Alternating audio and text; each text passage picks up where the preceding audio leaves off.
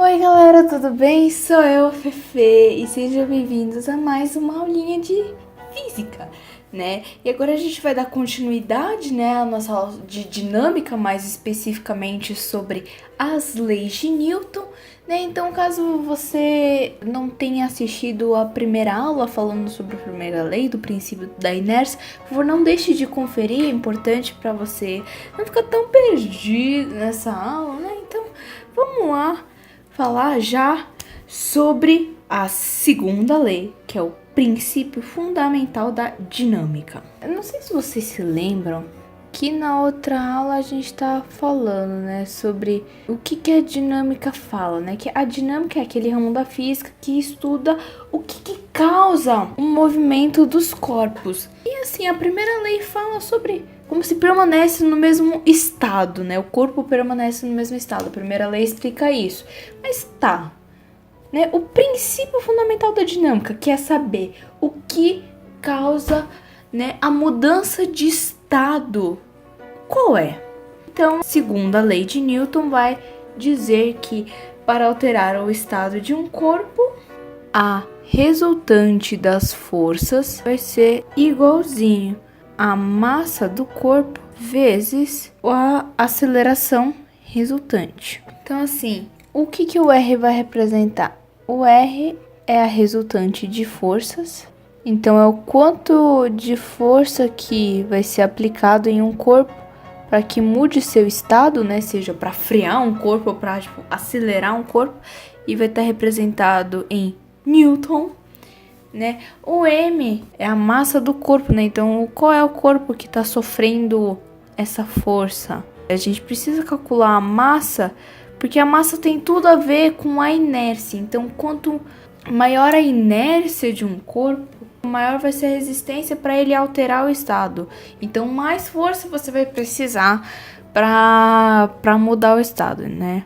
E a gente geralmente fala que ele tá em quilograma. E também tem, né, a aceleração. Nesse caso vai representar de gama, só na dinâmica, né? Apesar de... em cinemática eu vi que a aceleração representa com a letra A. A gente acaba aderindo o gama só para dinâmica mesmo, tá? E tem o vetor, né, tanto na resultante quanto na aceleração, porque são grandezas vetoriais, tá bom? E essa aceleração vai ser o quanto brusca que vai ser a mudança, vamos dizer assim. Então, tipo, quanto que um corpo vai acelerar, né? Então, quanto que o corpo vai frear. E a unidade de medida que se usa, né, de acordo com o sistema internacional, é o metro por segundo ao quadrado. Tá bom? Beleza? Tá aí tudo bem? E a gente acaba falando um pouquinho também sobre alguns tipos de força, tipo, algumas forças notáveis que você vai precisar saber, né? Então, a força que a gente vai acabar falando mais na dinâmica é a força peso, que a gente vai representar com a letrinha P. O que seria a força peso? É aquela força aquela tração que a Terra faz, que puxa qualquer corpo, sempre tentando puxar para o seu centro, para o seu núcleo. Então, isso vai acabar... Isso é uma força, né? Tipo, a Terra faz muita força, essa atração. Então, qualquer corpo pode sofrer essa força, né? Que, no caso, é a força da gravidade, né? Então, aqui eu só vou representar um corpo bem simples. Tá bom? Então, assim, vai ter aqui uma força atuando, que é a força da gravidade, que a gente geralmente representa com um Gzinho, né?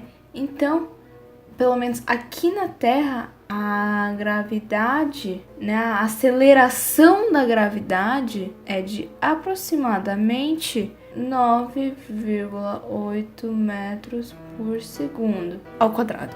Só que algumas vezes o exercício, ele geralmente vai dar, né? Algumas vezes ele pode aproximar de outra maneira, só para facilitar as contas e tal.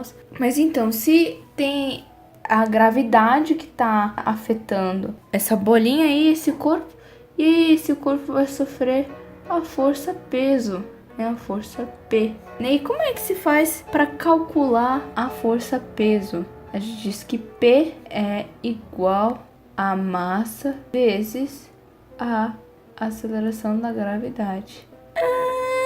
Nossa, é igualzinho essa fórmula aqui, né? Que acaba se explicando. Exatamente. É igualzinho a mesma coisa, porque é uma resultante de força. O peso é uma resultante de força que tá influenciando esse corpo. Tem a massa vai aparecer de qualquer jeito, né? Pra saber a inércia, quanto que esse corpo vai ser afetado.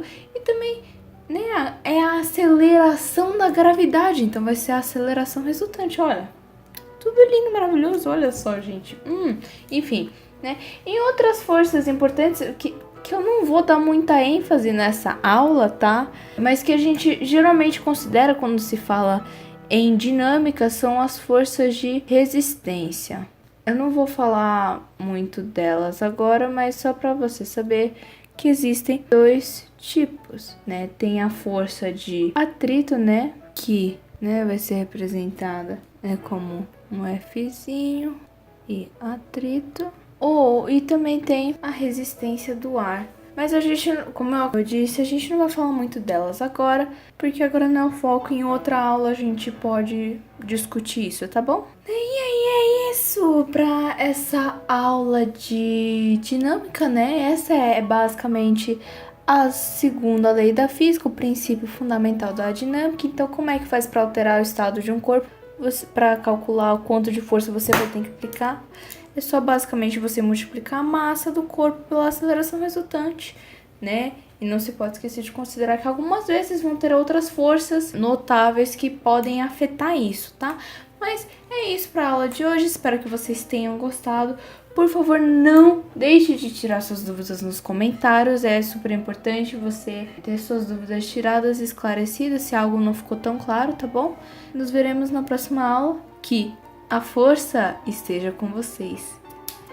E tchau, gente! Se você gostou desse vídeo, por favor, deixe o seu like, seu gostei. Compartilhe esse vídeo para seus amigos que também podem estar com as mesmas dificuldades que você. Se inscreva no canal para também receber mais vídeos de outros conteúdos, outras matérias. E aí nos veremos numa próxima aula. Tchau!